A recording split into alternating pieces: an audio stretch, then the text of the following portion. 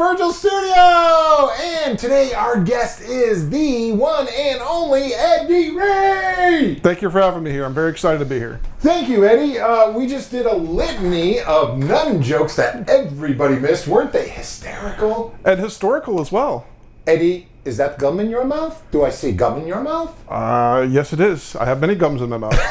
You're here because of your new release that came out 2015. Yes. And this is awesome, man. I've been wanting to hear this for a while. I got a chance to listen to it. Tell me about what inspired you to start playing music.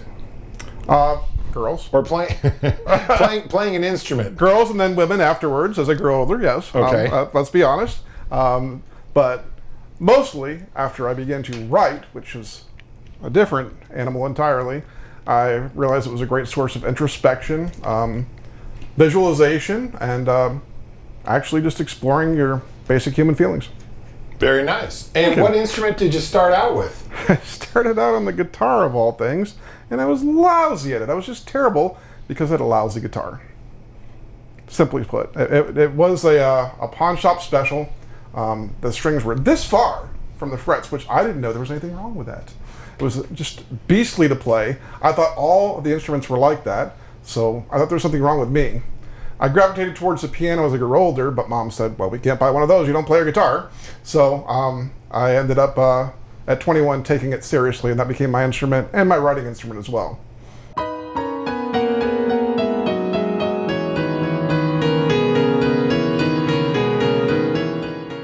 My initial impression after listening to it through really the first round, and it even got a little bit more evident as I went through listening to this, it was very reminiscent of like a rock opera.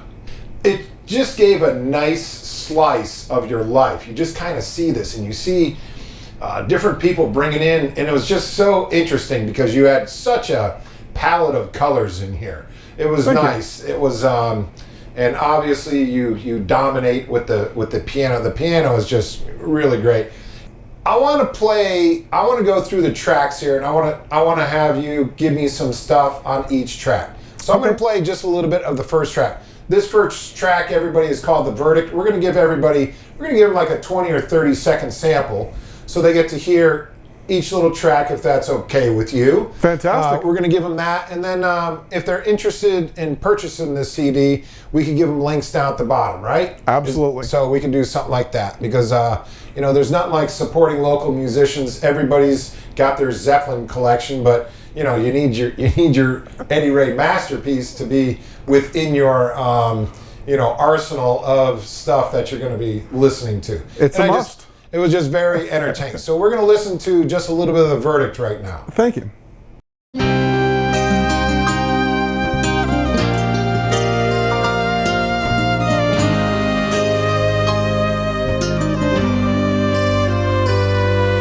an effort to present myself and to try to reinvent myself, I am here to represent myself alone.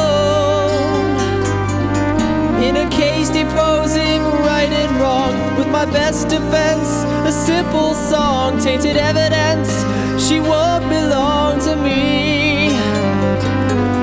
Will a jury of my peers now see this deluded mediocrity, break the lock and throw away the key once more?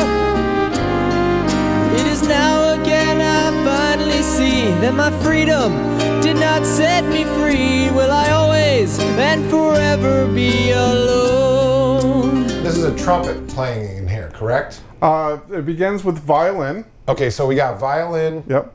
A acoustic nylon string guitar. Nice. Minimal piano, strangely, on this one. It was actually added as an afterthought. Okay. At one point, there was a whole orchestral arrangement behind this, but I found it was drawing from the lyrics. It was actually, I wanted the lyrics to bring forward, so I pulled everything back, and you've got some slight bongos in the background because everyone loves bongos. So you did that. You did that really well because the vocals are definitely up front, and it's just like it's playing in this nice minor key, but it's but it's building up like this. It's already building tension on this album, and you're like, it's almost building like up. There's about something to happen. You better start listening. You know, it's kind of like that. It's a preface, yes, absolutely. It really draws a person in as you're going through the songs there. Thank you. And so you had this other singer. Who's the singer on Jacob this? Crescent. Okay. Yes. And is he local? He is local, actually. He lives in the Land O'Lakes area. He was a good friend from work's son, who was 17 when he first started recording this. Amazing voice. Wow. Just incredibly great. expressive. And I gave this to him as a young man and said, you know, don't embrace my damaged psyche. Go ahead and listen to this song and sing it as best you can. Well, he went in and put all the emotion and all the feeling behind it that I meant for it to be imbued with, and it was amazing. Wow. What a great kid, and a great voice on top of it. That is awesome. Yeah. And it's just it's a great piece. Tell everybody lyrically why you wrote this piece. What is it really about, Eddie? The verdict compares a love relationship to a trial, a court trial, and every word is placed. Speaking of Pink Floyd. Speaking of Pink Floyd, yes, right. The trial. I certainly didn't come at it from that way. In fact, now that you mention it, wow, yeah, there you go, from the wall.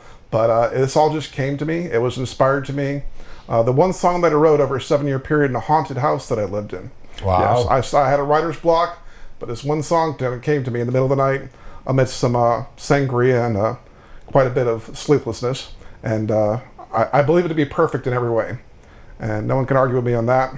They can, but they'll lose. Anyways, I think it's a perfect song, and the lyrics are balanced in every way. I haven't written a better song, which is why I put it up front. And it also starts off, as you said, on a different note to lead people in. Thank you for recognizing that. Excellent, man. Yeah, no, I just really like the song, and it really sets the tone. Yes, it sets the tone, literally, Thank you. for the rest of the album. So let's move on to this next song. We're gonna give everybody a listen to "Love Builds Bridges." Yes, which is nowhere in the title.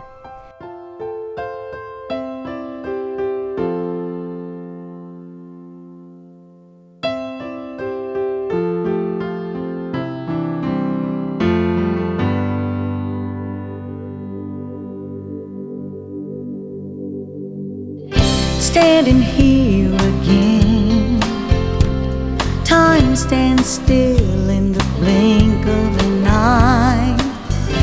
Where do I begin to count the hours since you said goodbye? And I'm here at the airport. I don't know why.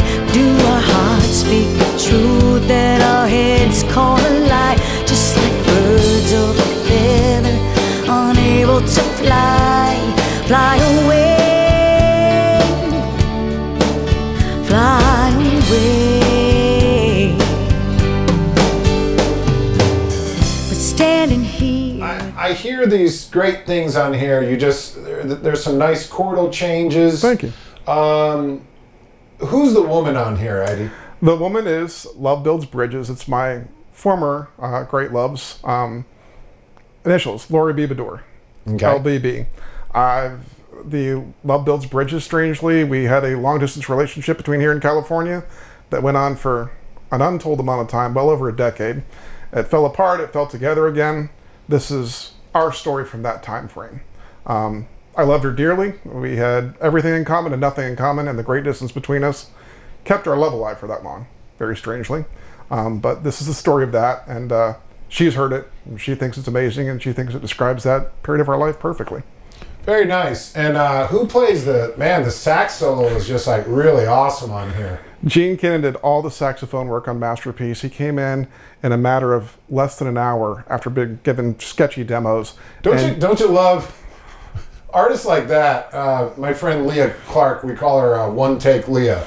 She'll walk in, she'll have her purse, and then holding her purse, and she'll sing it as she's walking. You almost have to put the mic stand on wheels so she can just drive by singing, drive by artists. What do you think? I think that's the next. We have a drive flip the window high. What do you have? Okay, yeah. Yeah, I just need a short clip, 15-second sax, please. I think Zoom has actually accomplished that in a lesser way, hasn't it? Because most guys can't go past 15 seconds of sax anyways. This guy, I gotta tell you, we sat there at Mike, the producer on this. We sat with, and Mike knew of Gene's workings, and we had to do 3 takes of everything, and just had to sort out the best pieces, which took hours and hours because everything was amazing. So we were cutting and pasting, you know, the first part of this to the second part of this, and just everything worked and everything was perfect. I'm like, well, this is just rare and wonderful, as is Gene Cannon. Great That's human really being. nice when you get that stuff, boom, in the Yes. pocket, in signed, sealed, delivered. It's mine. If everything were so that easy, yes. That's very cool. So it's another great song, and that now all of a sudden we're already getting a sense of contrast in this album. Yes. So we had this one young male singer. Now we have this female vocalist. She sounded young also, by the way. And now we're moving into a song called "Wishing." Wishing. So we're gonna play this for everybody.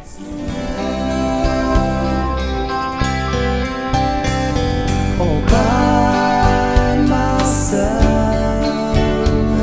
again. Though I hold someone near, I wonder now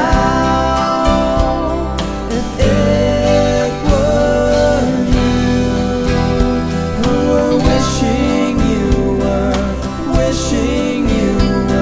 here. So on "Wishing," this is that other gentleman singing again. This is Or do we have somebody Jacob, else? the young man. So it is the same guy, right? But his voice is being overshadowed by Pete, who did a lot of the harmony vocals on here. The day that Jacob came in that day, he was supporting a bit of a head cold and had some throat problems.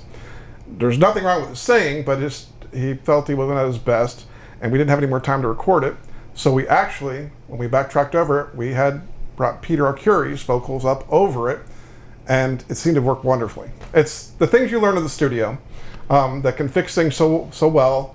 And again, when it cuts away, his voice is fine. Just he was like, "Can we do anything with this? I don't have any more time to come back." So we did at his Baskins. So now all this, I think you were mentioning, this was recorded here in Tampa at Morris Sound's recording studios, correct? That particularly was done at Unreal Recordings at Mike's place up in Spring Hill. Wow, okay. Yeah, we started off there and I ended up at Morris Sound. Mike, a wonderful producer, an incredible human being, travels a lot and didn't have time to finish it. So it was done half there and half at Morris Sound. Very nice. Yes. And just great sound on this one, but what sticks out most is the harmonies in here. It's just so pretty, man. Just Thank you. what a nice song, man. It's just one of those, and it's kind of funny because you start off on a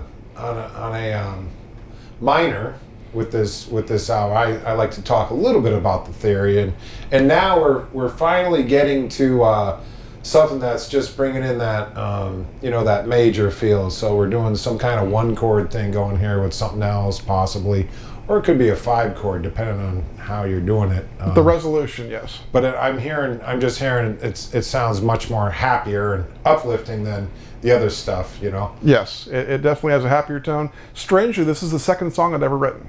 Really? Yes, Okay. and I never thought much of it, but every time I So play it for how someone. old were you when you wrote this song, you think? I was 21, 22 was when I first started writing. And everyone Nice. I played it for said, 10 years later, we're still saying, I like that song. I think it's one of your best. And I'm going, it's just so simple. And we turned never, out. we never think of that. I've got a couple people like, dude, that is the best song. It's like, God, please don't What? play. You're not Really? playing that for your friends, are you? It's like, that song is kind of like a moped. It's not so bad riding it, but you don't want to have your friends see on it. You know what I mean? Because you've got some moped songs, don't you? I've got at least 100 of those that never made out of there, or a half a moped, worse yet, just the back wheel. Never Right. finished building the rest. Right. Yep, that's good stuff.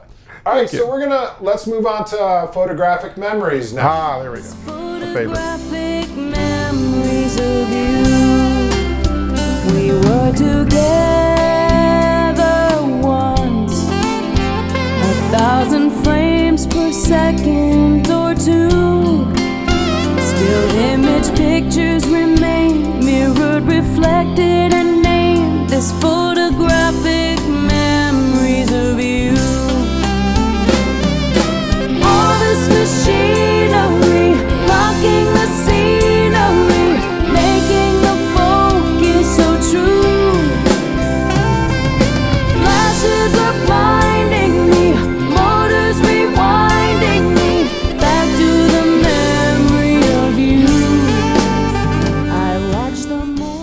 Okay, so Photographic Memories, another great tune here, and we have another woman singing on this one, correct? And who is the woman? Tell us. Let's see. Jamie Perlow, the first thing I'll say for her, amazing woman with perfect pitch. And I'd never truly met anybody with perfect pitch until she walked into one of our sessions one day and says, "Oh, I like where that goes to A flat there." Well, she'd never heard this song. It was one she hadn't recorded on. And I go, "How did you know that?" She goes, "I have perfect pitch." She didn't say it like, "Well, I have perfect pitches." I would say if I did. She just said it very nonchalantly. And then we went through everything we went through. She picked up a guitar and she was like, "Okay, we could do an E flat in there." And I'm going, I'd never seen that before. It's like a superpower, which was not only but one of her superpowers, her amazing voice, her expression, the way she adapted my tunes, the way she actually changed the way I've worded my lyrics, not changing the words, but the way... So it almost brings in like a confidence level that's almost like refreshing to hear. So this way when she probably did it, my guess, she probably did it in one take, maybe two, couple takes. She probably had it like just, that was a good run through. Let me do another one. It was probably her decision too, I bet.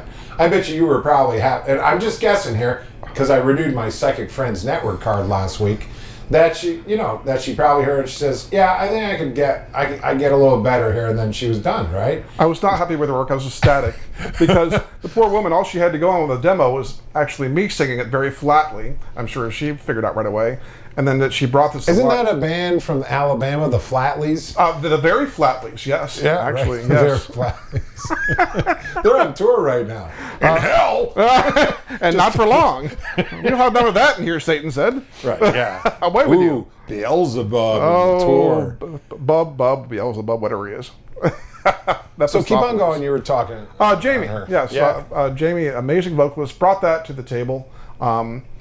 Recolorized, recharacterized, versed, and also did the harmonies on there as well as several other tunes. Her and Peter Arcuri, who are actually were playing in the same band for a while before and after this, were just amazing contributions to this album. They brought to the table things that I never thought would have happened in the 1 year I planned to record this in, which turned into 5.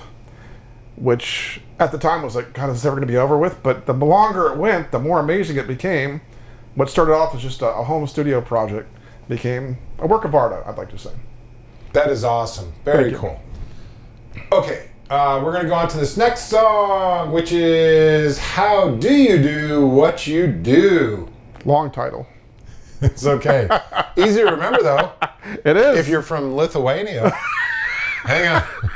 Well, we're going to play it for the folks. Here we go, folks. For those in Lithuania.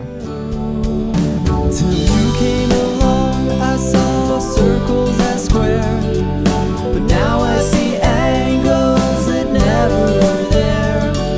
I'm lost and I'm found and I'm caught unaware. How do you do what you do? Find your way to me to remember every day as you rise. Build your home in my heart, you belong here. See the love in my eyes. This song had more rewrites than any song I've ever had in my life. I wrote it when I first fell in love at the age of 27. My first love. It was notated 3 different times in this album. Also in other negative ways, but this is when I was deeply, heavily, madly in love. It was so gushy and mushy when I went to the studio. I'm like, I was making my producer sick. He goes, all right, I'll do a rewrite. And I did rewrites, and I did rewrites. And it's still, I always thought it would be a great wedding song for someone, as much as Just the Way You Are back in the 70s, or what was the other one? The Carpenters, Close to You, or something. Right. Like that. Yeah, but those are much more mushy than this. Sure. But it is, I mean, it's like, it's just perfect harmonies. It's kind of interesting because you've introduced the male singers, the male vocalists, and the female vocalists, and now you're kind of merging them up. So it's there's a story being built here musically, and I don't know, I think you should have named it like Masterpiece, P-E-A-C-E. That's what I'm coming up with right now. What do you think? I think that would have been a good idea. In fact, such a good idea, I ran with it. Excellent. Yes. All right, so we're going to go on to It's Been Too Long. And now comes the turmoil. We were waiting for that to hit the fan. Along with other things.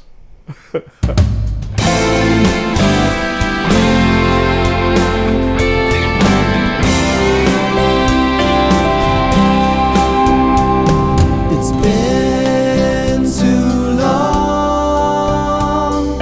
I long to see her face. Our paths once crossed to never be retraced.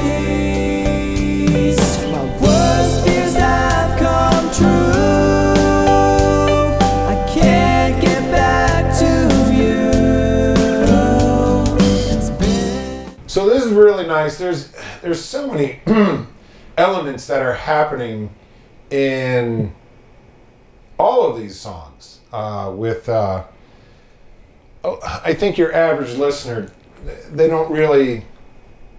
I don't think they get all the stuff that really goes into a song. You're correct, sir. I think when people are new, and I'm hoping to be encouraging the next generation, even if the next generation is people older than us that are getting into music, because I have that here. Right. Since you know that what I do here, and we're going to talk about what you do. Yes. On the other side of things, we want to mention that later. But with people who are trying to move into writing their own music, Yep. There's so many levels of this, but in its rawest form, man, you don't even need an instrument. I mean, you could just sit there and you could actually just sing your song away. Some people do just that. But also, when they're starting to look at, well, I would like to build this up, I would like to put some more things in there, then all of a sudden, it's kind of like diffusing a bomb. It wouldn't be so bad if there was just 2 wires going to a 9-volt battery, but all of a sudden, when you get 14 or 15, man, it starts becoming a mess. So we're trying to go in there and we're just saying, hey, man, we'll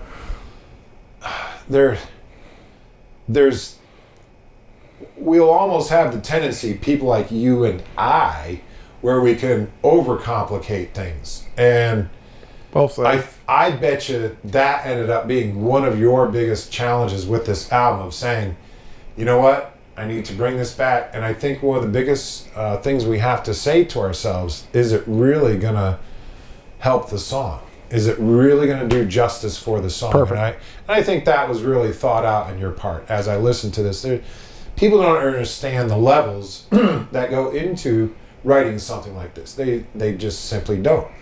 But there are other artists like myself who totally understand that, and we don't get overwhelmed by that. We just try to listen to it from an objective set of ears of just saying, well, how does this sound as a whole? This is really cool. But then when you're going back and you're listening to it again over and over and over, like I do to some of these old 70s bands like Steely Dan and stuff, I'm still hearing more shit today.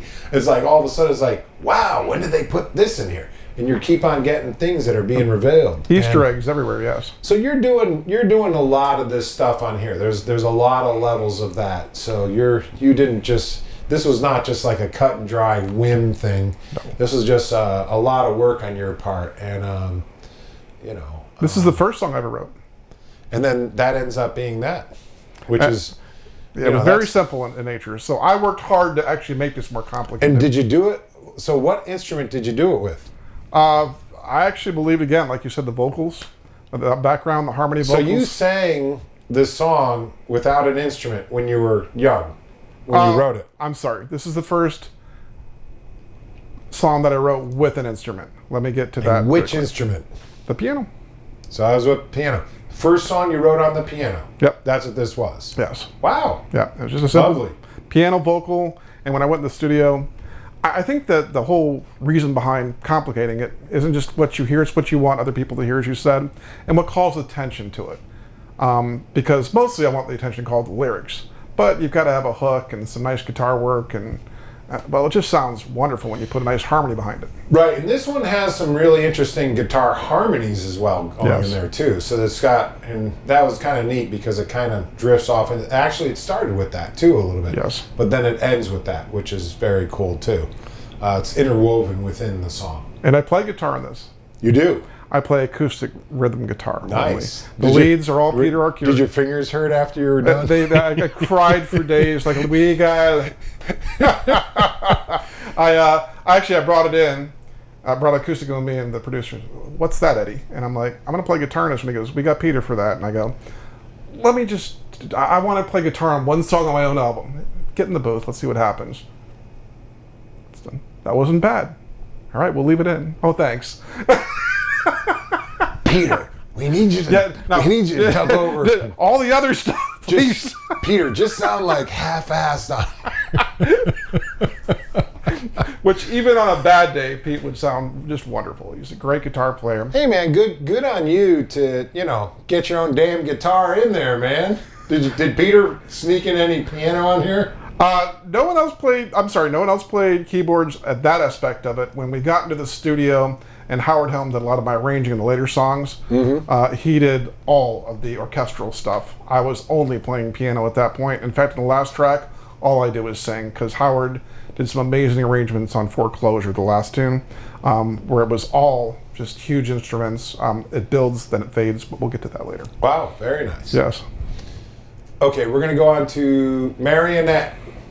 Ah, yes. From our love, I can't remember just how long ago this whole thing started, but even then I knew one day you'd leave me broken-hearted. Still I held on each hour until the day that we were parted. My aching soul cried out, and to this day it still is smarted by every word and love and passion that your lips imparted.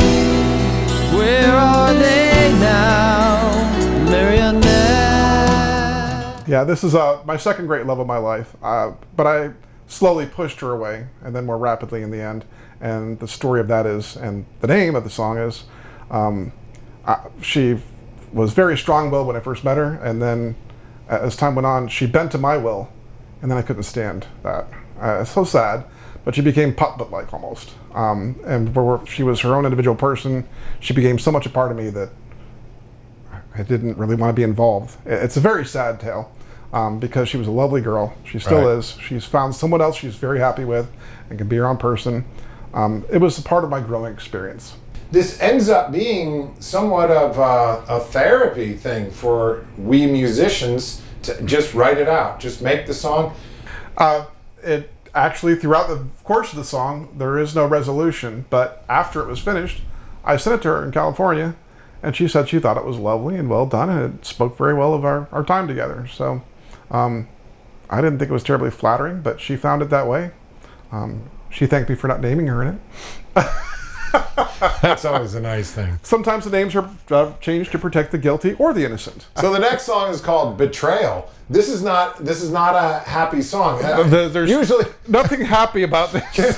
Can you and I do an album that's complete opposites of what the song is? So no, I think that would just be great. We'll call one calling like crashing the car off of a cliff. Yes. And it ends up being about childbirth and wonderful things like that. And then we'll have something that's like really happy, like Penguin Smiles, and then it'll be all about penguins getting run over. What do you think? I like the concept album. Let's go with it.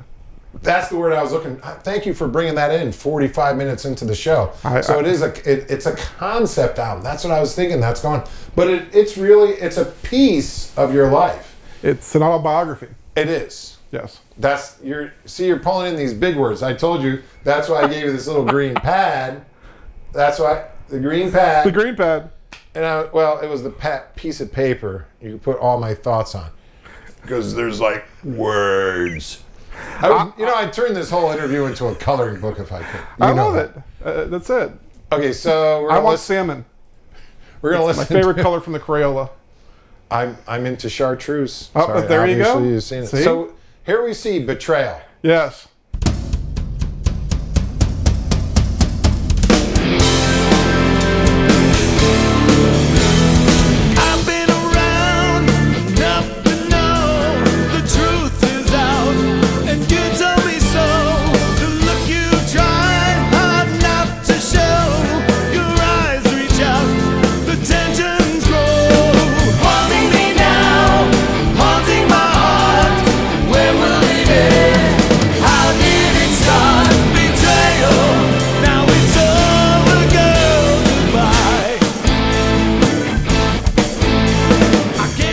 little background on Betrayal. Did you say, oh man, you know what, I'm going to write a song and bring in Pat Travers? Did it work exactly the same moment you were starting to write it? It's like, man, Not even close. No, this is the song existed long before Pat. It's a remnant of a relationship gone bad, a betrayal to myself. And actually, Pat, I met at a live show. I was working security, guitar teching for him. Actually, I was doing it all. It was a very small show, low budget. And I helped him carry his gear in. I was his roadie. And by the end of the thing, we developed kind of a rapport. And I said, Pat, I've got some songs I'd like for you to sing and play guitar on. He goes, great, get them to me. So the very next day, I sent out a CD, and I'm like, I'll never hear from this guy again. And 2 days later, the phone rings. Eddie, I like your songs. When would you like to record them? Wow. What a moment.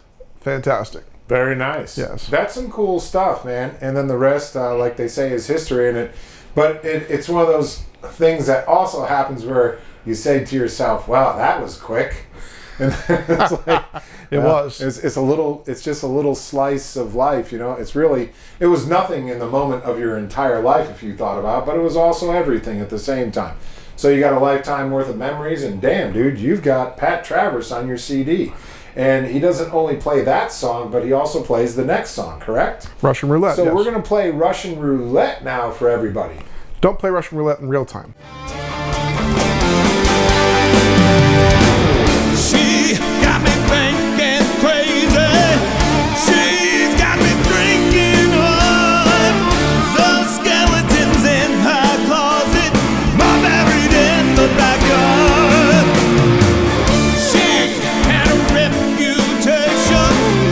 She had a change of heart. I should have seen it coming, and I should have known from the start. So another great song on the CD. You got Pat Travers playing the guitars. So he's doing the guitars, and he did a little. How was it even possible for him to do these two songs and do all this stuff? You said. I mean, did it really take 4 hours for him to do all the stuff on this CD? It was just that succinct. He'd already had the CD, of course, that I sent to him, with the detriment again of me singing them. He goes, "What do you want to sing on this? Do you want to sing this?" I go, "No, I want you to sing this." Playing bass was Jeff Argema, by the way, the producer's brother. Okay. He guested on that one track because he was in from Dallas visiting family. So that's, boy. He's a great bass player. It was a perfect alignment of the universe for you, right? Everything. Because his bass is just driving in there, Oh, it man. is. And it just and it totally fits. And who's playing drums in here? That would be Mike Argema, the producer, was also the drummer, and that's the two brothers there. Kind of like a Porcaro thing going on there. Even their father, Frank, played acoustic guitar in one of the songs. Right. Yeah. You should have had the Coen brothers film it. Oh, it would have been wonderful, huh? So there's the perfect union. But that's nice stuff. So you got the driving bass, you got this killer guitarist and singer who was so popular in the 70s. He's still popular. I mean, there's a lot of people who just they know Pat Travers, and you know what? That guy is a working dude. I mean, even back in the 80s when he wasn't doing these bigger tours and everything, he was playing these smaller clubs. He was just driving it, and the guy didn't care. He was just relentless to go out there and play his stuff. He didn't seem like a guy who was like so sold on this whole music industry BS at the time, man. And he seemed more about the music, so he seemed like more of a real dude. Yes. You know, in that sense, because he just kept on staying on the road no matter. I bet he's playing right now. He's All the playing time. somewhere. And if you get a chance, go see him live. He gives an amazing show, whether it's at a small bar or in a stadium. So now we're gonna go to Rebecca. Here's your word play again. Here we go. No vacancy. No, K-N-O-W. K-N-O-W. Yes. No vacancy. No vacancy. You got to think about it. Think about that. Motel Hell. Think about it. Think All right, about so it. let's listen. We're gonna give this a listen. Rebecca. The light, and it calls out my name endlessly. There's a face in the glass, though familiar somehow, looks too hollow and dark, sunken eyes. There's a scent in the air of a fragrant perfume. In the depths of a memory she lies. Rebecca, the moon will cry. Rebecca, for you and I. Rebecca, it's much too late to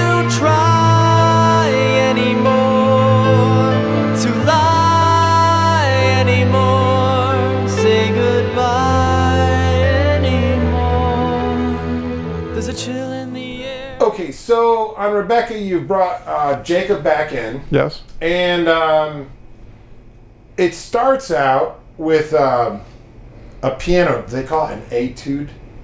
I believe that would be a proper. Okay, just checking. Yes, very good. Because you have a bad etude. We need to talk about your etude, all right? So, I would write attitude, but it doesn't fit on here. So I gotta put etude. Etude, whatever it takes. Okay. Tomato, Etude. tomato, potato, potato. Etude. Brute. Etude. Easy for you to say. Spicoli. Dude, that was my skull. Mr. Hahn. All right. Okay. So instead of my favorite Martian references, Yes. we want to talk about this song. So it's Yes. a really incredible piano piece here. Thank you. This is one of those songs that this is a 70s song here, man. We're talking like almost 8 minutes here. Be This still song. my beating heart. Don't Thank hit you. your mic. Yes. Oh, I did, didn't I? Something like that. Bad mic. Right over here. We're listening to this, and it's just great. Then Jacob comes back in. He starts singing again. So this is nice. You've reintroduced him, and it's nice because everybody has some familiarity of him. Yes. And it's a little bit of a breather after listening to Pat. So Pat rocked it out, and then your piano kind of brings us back to this other place a little bit. Yes. A departure, as it were. Right. And here is Jacob singing this, and it's just really thoughtful vocals. And like you said, he's like a year older here too, right? So he's gotten through the voice cracking. I never was there any fault in his voice. It became richer as time went on, for certain. Yes. Minus the one day that he had, again, some sinus or throat problems. But even that, still markedly better than my voice in a bad day. I can play all the instruments on Masterpiece. And when I first set out to do it, I'm just going to do everything myself. Right. But I can't do that with any kind of greatness. Right. I could be very haphazard or poor at playing drums, a terrible guitar player, an adequate keyboard player. I found out how limited as a vocalist as I was as I went through, and it's not just my limitation. Other people told me too. But what I came to understand was get the right people to do the thing you need done and have it sound fantastic instead of you doing it half-assed. And wow, what a great piece that is. And if everybody could come to that, and not be Prince, of course, because he could do it all well, then wow, what a great piece of music everyone would have. But a lot of people like to go and do their own thing, and I'm going to do this, I'm going to do that. Get someone who does it really good. Right. You know, like my contractor said, don't try and be a plumber or electrician. Go out and do what you do. Hire someone to do those things. And that's exactly what I did. These songs that you put together here, you found the way to be able to put this out here, but you also paid a lot of money. You paid a lot of money, but most of all you paid was this thing called time. Yes. You can get your money back, but you can't get time back. That's true. So you have a year dedicated to this album, which is just probably even more because it's parts of your life. 5 years. 5 years at the end of the road, yeah. 5 years, but 1 year the project that actual went to 5. recording was a year, right? No. Or was it actually 5 years? We were recording for 5 years. So Wow. many things happened along the way. Yeah. My goal ultimately was to get this done in 1 year. If I had done that, I wouldn't have met half the people that were on the album. I wouldn't have encountered Pat Travers, any of these people. I met them along the way. It became cumulative. It's all part of the work. It's all part of the process. It's never what you plan on. Right. Life is what because happens. Different things happen to your arrangements as you got new players Yes. coming in. They would hear things and say, "Oh man, you might want to try this." I mean, did you take any suggestions from anybody? Absolutely. So that was nice. And People then are all of a adamant sudden- about it sometimes. Like, Yeah. I'm not going to do it any other way. Well, heck with you. All right, well, let's do it because we'll have something. As soon as they show up with a stick, there's not a whole lot you can do. Carry a bigger stick. He's but got a big stick. I think we should do it, Mike. let's just do it. So now we're going to go on to Love Lives On. Love lives on. So many different days, so many different ways I see the deep within my heart. You are still alive in me. 1 hour, 1 moment in time with you lives on and on in my heart with you. Forever true love lives on.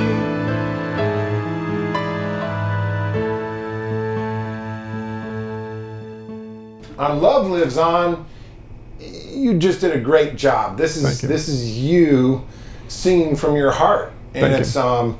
Tell us what this song is about. This is actually my classical route showing for the composition, but I've never written a song more succinctly. I wrote it the day my father died. The announcement came to me at work. His passing was impending, but I didn't think it would happen that suddenly. I went home and sat down at my piano and I wrote this song in its entirety, and it is simple if you just take the approach to it, but if you listen very deeply, it has a message, which is in the title. I don't believe he's gone. I believe a part of him still exists with me, one that I will actually continue on myself, and I'll be in his presence again one day. And it restored my faith. So it's very deep. Of all my songs, I would say this is the deepest for me. Sometimes it still elicits a weepy eye for me as I listen to it myself, because I think of my dad, who was a great guy. That's awesome stuff, man. Thanks for sharing that story with us, because that definitely hits home on I'm sure a lot of levels with a lot of people. Thanks. And it definitely resonates with me. Howard Helm did an amazing job on that at my direction, which was difficult. 2 keyboard players with a meeting of the minds, but he handled it very well and navigated it super well. I did borrow from some of the classical composers in the middle, because it was a very short song without that. The arrangement he made of that was also amazing, including key changes, instrumentation. Howard is just an amazing keyboard player and a wonderful arranger. I would recommend his services to anyone. Yes. Excellent, man. Great job on this song. Thank you. So we go on to the last song, which is called Foreclosure. 2 Again, words. Wordplay. Yes. 2 words. For, and then the word closure. Yes. I'm going to go ahead and play a little bit of this for everybody. Says my own. Every day, every year, still alone, standing here, unrequited, a soul sacrifice. Is she here, far or near, feeling hope, feeling fear? Am I left now to my own device? All I know, all I feel, all I dare dream is real. Has no meaning, she's not here for me. I realize, sever ties, self-taught lies, empathize. My condition, my reason to be. Okay, so Foreclosure. Yes. Closes out the album. What a great ending to the album. Written And, while the bank was foreclosing on my haunted house, but having nothing to do with that. It was part of a poem that I set to music. It's an ostinato, and it continues to build and then falls away towards the end. At the end, the piano piece is a prelude that I wrote many years ago when I was in college, but happened to be in C minor. And strange cyclical part of the CD is, as that ends, the next tune that picks up if you start over again is in C minor. That. Did you? So, okay. Yeah, I caught that because it It's a really continuance. just, and that's a nice thing. Too bad the people that are purchasing this from watching this, that we're going to spoil that for them, but it is nice. And that's what they did on Dark Side of the Moon, where it just kind of, it starts where it ends, which is, Yes. that's the alpha and omega, isn't it? And actually the lyrics within here, the story begins as it ends on Perfect. Foreclosure. So it's all, it's a enigma within a mystery, I think I heard someone say once. That's very nice. So I wasn't trying to be deep, it's just kind of how things played out. So the CD is great. It's so funny because we are from a generation where we thought CDs were like just the bomb when they came out. They were like, oh man, I still do. Yeah, right. And yeah, I mean, we find it incredibly amazing. I remember hanging around with some friends, back in the 70s, and I never exhaled. And we would sit there and I'd be like, dude, you know, someday on a little microchip, you're going to have your entire record app collection. No. So on Foreclosure, which Yes. closes the album, we've talked about this a couple times. We've got orchestration. Tell me a little bit about the orchestration and some of these instruments. Yes, all the instruments are 18th century or earlier instruments that were sampled, of course, and then arranged by Howard Helm. More great arrangement by him. The song is an ostinato, so to create more interest, I built it with very simple instruments, all the way up to and including a choir with a grand, wonderful, huge pipe organ. Then it dies back down to close out the song with great simplicity as instruments are stripped off. Just something to make it a little more interesting, to draw attention to what's going on. Yes. Nice stuff, man. Just an all-around great CD. I'm looking forward to listening to this one over and over again. I've been listening to it, like I said, on my bike rides, and it's just really cool. I'm gonna end up throwing you in the mix, so all of a sudden I'll get sidetracked. I'll be listening to, because I don't listen to what everybody else listens to. I actually have my own MP3 collection on my phone. I don't listen to Spotify or these others, and I'm really closed-minded to listen to anything new. So if you got something new, I don't know, I might have to listen to it 3 times, unless if it's Justin. So now I'm like, I'm going to have you in the mix. So I'll listen Thank to you. like Tool, then I'll listen to you, and then I'll listen to Cat Stevens, because that's. I mean, you'll fit I'm flattered. right in between Perfect. Tool and Cat Stevens, man. What do you think? I love mixing it up. I do the same thing with my rides, but I don't use MP3. I actually make my own custom disc. I love when one of my songs actually comes in behind someone else's. Marionette and Hotel California, though, they really pair up really well. I had no intention of making it sound similar to that. The next question is this. Yes. What is next? What is next? Well, I swore that after this I would never do another one. It was a labor of love. It was 5 years. It not only tapped me out financially, but draining emotionally. Going in and doing your laundry in the studio with everybody watching, and takes and retakes and redubs and remastering. I recommend it highly, but I said I'd never do another one. Now I'd like to do just a solo piano CD. I think that would be cool. Some of my piano compositions, maybe some of my favorites who might be off the beaten path, drawing from everything from classical all the way up to Elton John and Billy Joel. So I'd like to do something tributary like that. Plus, it's all under my roof. I don't have to go anywhere. I don't have to do anything. I can do it sitting right at my Yamaha grand piano. How fantastic would that be? Very nice. Okay, words of wisdom to all the young, aspiring musicians out there. Follow your passion, live your dreams, believe in yourself. I would recommend that highly to anyone. And if you got something, run with it, and don't put limitations on yourself. Don't put a time cap on it. Don't do all the things that I did. How's that? Because in the end, when you're more learned, when you're ahead of the ball instead of behind it, you'll realize that that's where the juice is. Yes. Nice. Okay, now for something a little bit more on the serious and somber side. Okay. You know, I don't do this much. Okay, let's hear it. Wilma or Betty? You know what? There was no blonde in the Flintstones, so I'm gonna have to go ahead and go with Wilma. Interesting. First guy I've ever met that said Wilma. I don't even know what to say to this. There's nothing. If someone said Dino, wouldn't that be odd? You know, that was an option, and my producer said, "Don't give Ed that option." And damn it, I went some there. Scary things can see? actually happen if you give him that option. Last but not least, we got to do a plug for your business. It's not why you're here today, but I want everybody to know what you do, and this is something cool that's actually a need for musicians, especially locally. Thank you. Because of the days out in Tucson, man, I remember, and a lot of them like trying to do this, but it's just a futile effort, which is going to these self-storage places. You have this place that's air conditioned, and it's made specifically for bands to practice at. And it's called Masterpiece Studios. Tell us a little bit about that. Masterpiece Studios is the most unselfish thing I've ever done in my life. I played all these places. You talked of the storage units, the garages with no air conditioning.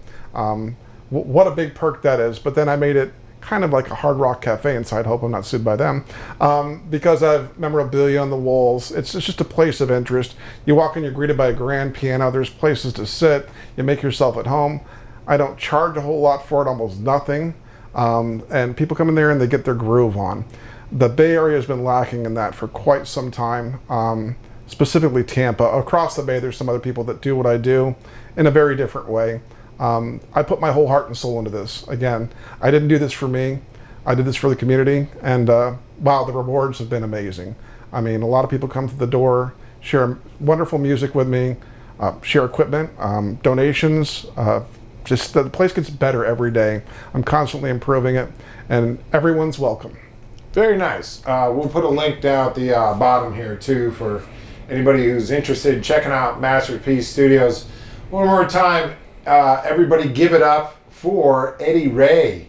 And right back to you, Virgil. Thank you for having me today. Thank you, sir, and hope to see you here soon again. I look forward to it. Thank you, Virgil.